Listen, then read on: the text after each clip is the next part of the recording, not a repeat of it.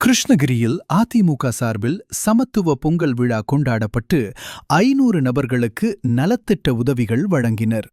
கிருஷ்ணகிரி புதிய பேருந்து நிலையம் அருகே கிழக்கு மாவட்ட அதிமுக சார்பில் சமத்துவ பொங்கல் விழா கொண்டாடப்பட்டது. மாவட்ட செயலாளர் அசோக்குமார் எம்எல்ஏ தலைமையில் மாநில மகளிர் அணி செயலாளர் பரிதா நவாப், ஊத்தங்கரை சட்டமன்ற உறுப்பினர் தமிழ்செல்வம் முன்னிலையில் நடைபெற்ற இந்த சமத்துவ பொங்கல் விழாவில் அனைத்து சமூக மக்களும் ஒன்றிணைந்து பொங்கல் வைத்து கொண்டாடினர். இந்த சமத்துவ பொங்கல் விழாவில் நாட்டியாலயா பள்ளி மாணவிகளின் நாட்டிய நிகழ்ச்சி நடைபெற்றது. இதில் நடனமாடிய மாணவிகள் அனைவருக்கும் மாவட்ட செயலாளர் அசோக்குமார், மாநில மகளிர் அணி செயலாளர் பரிதா நவாப் ஆகியோர் பரிசுகள் வழங்கி பாராட்டினர்.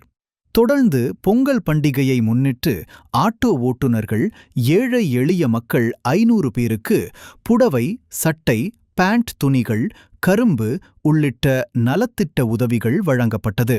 இந்த நிகழ்ச்சியில் நகர செயலாளர் கேசவன், தங்கமுத்து, காத்தவராயன், நவாப், முன்னாள் எம்எல்ஏ மனோரஞ்சிதம் உள்ளிட்ட ஏராளமான அதிமுகவினர் மற்றும் பொதுமக்கள் கலந்து கொண்டனர்.